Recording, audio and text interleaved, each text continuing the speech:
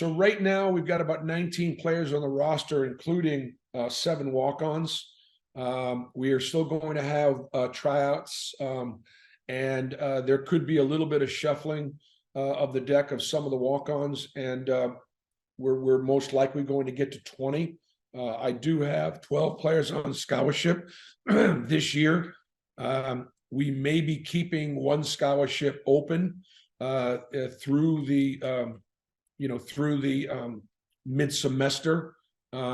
If at mid-semester we don't have a transfer come in or something like that, there's probably a likelihood that we would take that 13 scholarship and give it to one of our walk-ons. I thought what I'd do is just talk a little bit about some of the new guys, and then talk a little bit about the schedule, and then get to some questions. We got to replace Wendell Green. We got to replace Zep Jasper. We got to replace Alan Flanigan, and we got to replace whoever backed up Jalen Williams last year, whether it be Johan or Chris Moore spent some time there. Those are basically the 4 pieces. And so if you look at starting off with Wendell, we bring in Aiden Holloway. Aiden is he's a combination of a lot of the guards that we've had in the past. He probably shoots it as well or better than any of them. He's got another gear.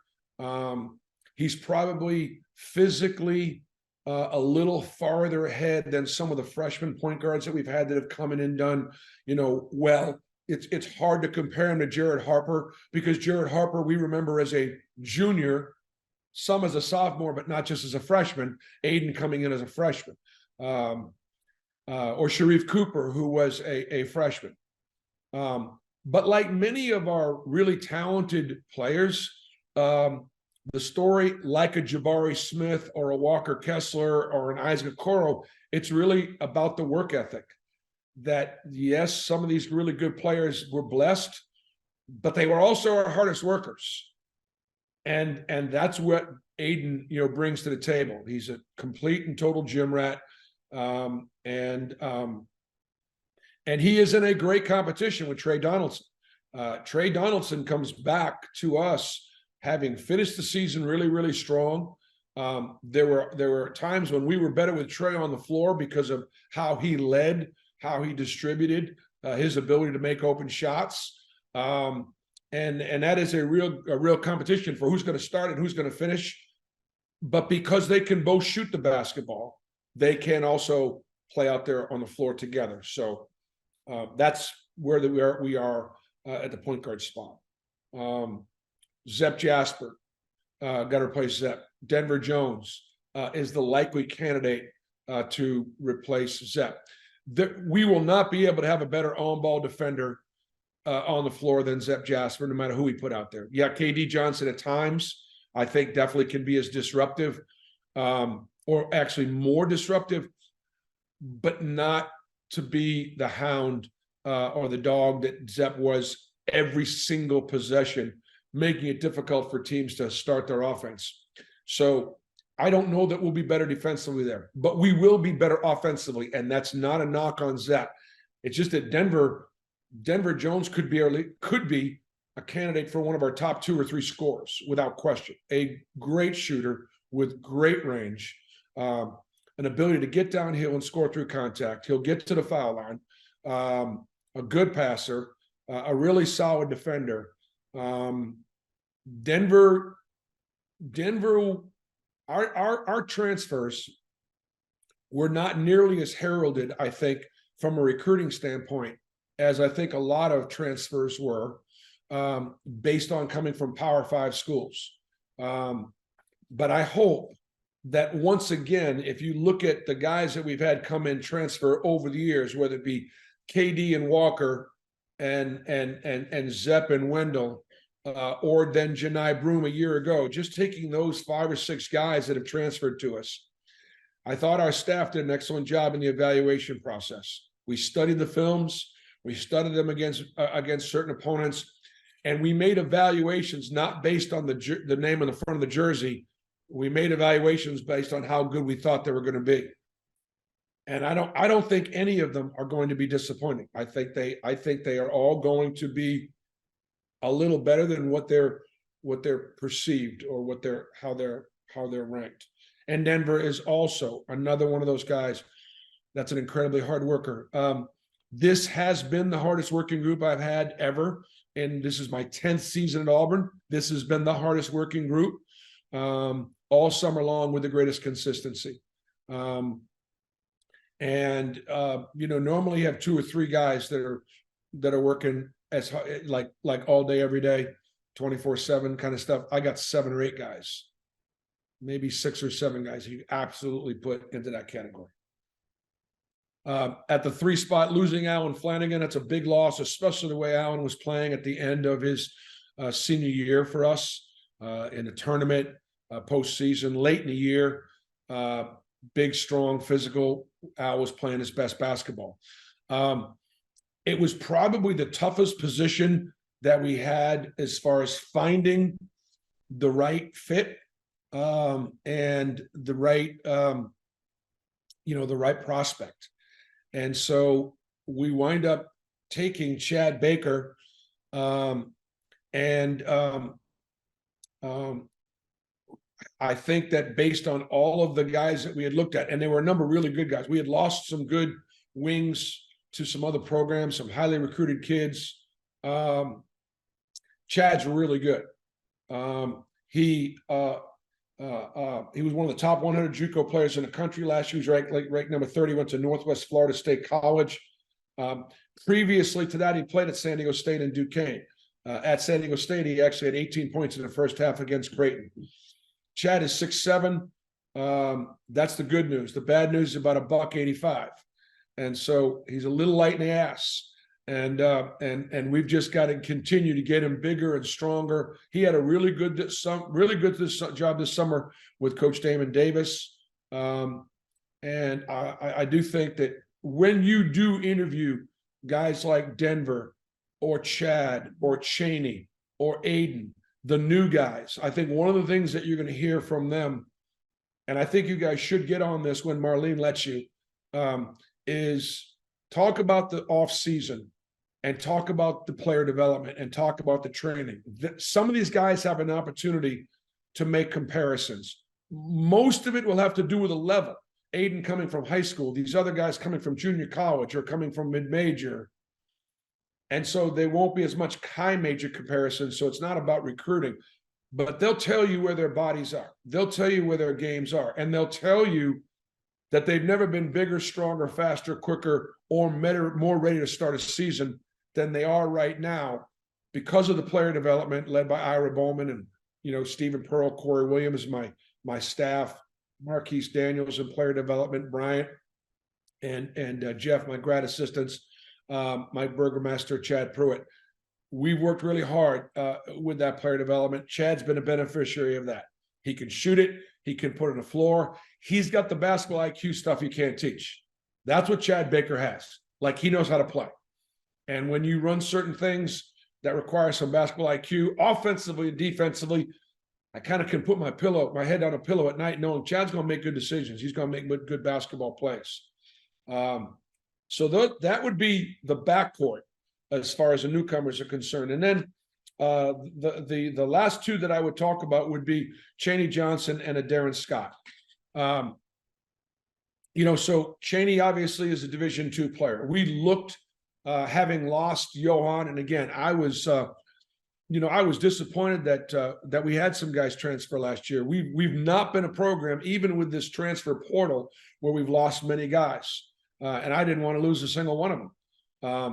But I think in many ways we've improved ourselves. We've gotten older, we've gotten more experienced, and the key in recruiting, I think, now is to get old and stay old, if you can sort of manage that. And I think we've done that. So Chaney Johnson was one of the very best players in all of Division II basketball. His story about growing up, in Alabama and going to play for John Schulman up at Alabama Huntsville. He shows up 6'2". He's now 6'7". Chaney is one of the best athletes on our team right now. Now that may say we may be not athletic enough, but he truly is, as far as his ability to move, his ability to run, his ability to jump, and also another gym rat, as far as being in the gym tirelessly. He's going to have a breakout season. He and Jalen Williams are in a great competition for starting and for playing. And is it possible that I can play one of them not at that big guard position, that 4 spot? Yes, it is possible. And there could be some movement on the roster all over, some movement on the roster that I think, we have got guys that can move guys around. Chaney can shoot it. He can put the ball down the floor. He can guard multiple positions. We're going to be better at the backup 4 because of Chaney and because of Jalen Williams. Darren Scott was a late addition to the roster. When you are returning Dylan Cardwell and you are returning Janai Broom, you could also take the approach of a number of programs that are in the top 25 in the country. Simply iron sharpens iron. Go out and get the very best center or power forward that you could possibly find. Promise him the playing time, and then sit there and have 3 guys in only 40 minutes, and you're gonna have a bunch of unhappy campers. I've just never believed in that. I've never believed in over recruiting. And so there was just no way I was going to bring in a starter caliber type player. Now, would it have been difficult? Yeah, because to bring in a starter caliber type player, they'd have been concerned about Dylan or Janai. But there were a couple guys out there that we could have pushed on and maybe loaded up at the positions. Okay, best man win. We didn't do that. We went with a prospect. We went with a Darren Scott, who is not a highly recruited Power 5 recruit guy, but a guy that we thought we had that I thought we had upside. He could shoot the ball. He could move well. He hadn't physically yet had the advantages of a high major program. And I think that is going to provide great depth for us, but also he's going to be a guy that's going to get better really, really fast from day one all the way through. It comes time to decide who's playing. Darren Scott will be one of those guys that's going to improve as much as anybody from August through October. So we're excited about adding him to the roster. Real quickly, just as far as our walk-ons are concerned, we do have a couple of walk-ons. I don't know that I'm going to go through them right now by name. Coach Williams, Corey Williams' son, CJ Williams, has come in and looks like he walked on at Texas Tech, and he obviously has an advantage there. But our walk-ons and our non-scholarship players will carry 7, maybe even 8, are really important to our practices and to our depth. Questions on the roster, personnel, and then we'll jump into scheduling. No, actually, you know what? I'm not very good on time. Goodness gracious, have I talked a lot. Yeah, you guys have I given you enough on the personnel? Okay, all right. I'm gonna try to end in about 5 minutes. All right, the schedule's unbelievable. The schedule is probably I'm gonna actually make a quick test right here. All right. Okay. Thanks again to Mike Burgomaster for putting the schedule from hell together. We're going to play. We potentially could play 2 top, 10 preseason teams in USC in a return game, as well as Indiana over in Atlanta. The opportunity to play, against Baylor to open up the season in South Dakota. That's a great road trip for our fans. I want our fans to go out there, do a little pheasant hunting, go out there and experience beautiful South Dakota at a time in the early winter, late fall. Gonna be beautiful out there. Baylor's gonna bring a bunch of people, so we got to get our fans to travel out to South Dakota. But a great way to open the season, because we're going to find out where we're at right from the very beginning. We're going to get punched in the mouth in a big way. And then they have an opportunity to play Notre Dame. for the first time in program history out in Brooklyn at the Legends Classic. Oklahoma State, St. Bonaventure, two really, really good teams. To be in the first ACC, SEC event, the challenge to get Virginia Tech. They're one of the best coach teams in the ACC. They play us hard and hard to guard, and they're always kind of right there as an NCAA tournament team. That'll be obviously a tough challenge for us. We'll be going up to Boone, North Carolina. That's another great road trip for our fans because Boone is such a beautiful part of the country. I got involved in another one of these 2-for-1s with a mid-major program. I don't think anybody in Power Five's ever played at Murray State like we did, or played out at South Alabama like we did, or played at UAB like we did. When I was at Tennessee, I played at Middle. When I was at Tennessee, I played at Tennessee Chattanooga. I think this is just from my mid-major roots and giving programs like this an opportunity. We'll be playing Georgia State at Georgia State next year. And my thinking is I want to put my guys in a hostile environment against a team that we should beat. Now, you say that Appy State's been extremely well coached. They came in and played us at our place in a close game before, and it's obviously going to be all we want. And then, obviously we'll be playing Indiana in the holiday hoops giving. We need fans to go over there. We need witnesses over there. We've beaten Memphis and we've beaten Nebraska.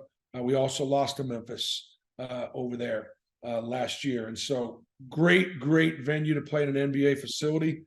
Great for again, to take Auburn basketball on the road, to take us to Boone, to take us to Brooklyn, to take us to South Dakota, to take us to Huntsville. The deal in Huntsville, the Rocket City Classic against the defending Big South Conference champions, UNC Asheville. It's another really tough game. And from what I understand, that game's almost sold out already up in Huntsville. And so anyways, we're excited about it. LeBron James could be in the house when we play USC. We hope Ronnie is for sure with his health. Isaiah Collier, a great point guard from the Atlanta area. Obviously went there last year, had all we wanted. So really, really tough schedule, but you have to play a tough schedule if you want to get into the NCAA tournament. We did last year, and I think it went a long way. Both some of the wins we had in a non-conference, as well as some of the close losses. We played such a tough schedule. There were a number of games that we did not win, that we did not finish, but those close losses also helped us, particularly some of those close losses on the road. So that said, I will take a couple of questions. I just wanted to give you guys an update on where we are and give you some things to write about. Practices are going to start to be open now. I believe starting, Marlene, is it next week when we're going to be starting to open up practices? I'll let them know. Okay. Marlene will let you know. Guys, we're going to take two from Ferg and from Hoke. So we'll start with Ferg. Yeah, Bruce, I was going to ask about the returning guys on the team, KD, Jalen, and Janai, and those guys. How have you seen them kind of, mesh with the new guys and kind of work with them, knowing that there's, a good bit of competition coming in with them? Yeah, they've done great. Our returning guys have had a great return. KD had the best spring and early summer, I think, that he's had in a while. And we're trying to get him to go from really good to great. And he's obviously take that position. Okay. So KD's job is to challenge for starting position, but he's also in a situation where challenge me to play three guys at the 2 and the 3, not just 4, and have that rotation, make me play 9 guys instead of 10. Our great strength is our depth. That's our great strength. Our 10, our 11, our 12. Jalen Williams has another really good summer, been more aggressive. Again, doing the things inside out, a little bigger, a little stronger. They're trying to be a little bit more versatile, obviously knows our system as well as anybody. Janai Broom's getting better. He's getting better. He's worked hard at his defense, worked at his mobility, and he's improving offensively as a playmaker. And Dylan Carwell, obviously, his size, his athleticism, his speed, his physicality, getting Dylan to be productive offensively, to have both those guys be able to get to the foul line and finish at a better percentage. And then, Dylan could be one of the better defensive centers in the country. So it's a really good 1-2 punch. Chris Moore was out with his shoulder all summer long, and he's rehabbing. He's just now getting back. And I thought Trey Donaldson had a great summer. He had a great summer. Trey had a great summer, both teaching Trey and helping Trey Aiden, helping him, understand the system, helping him learn. Trey provided great leadership while I was also trying to beat him out. And I like the chemistry. I like the culture. I like the work ethic. I like our guys. All right, one more from Hope. Yeah, I guess I'll keep it broad. I was going to ask just kind of about chemistry. When you talk about bringing in this many new players, what goes into that? You're talking about the weight room improvements, things like that. What all goes into developing the kind of chemistry you need with this many new guys? I think that bringing in the right people, bringing in guys that are humble and hungry, grateful, appreciative, and I think that's what we've done. And so look, you bring in good guys, and you got good guys. You got the makings for very, very good chemistry.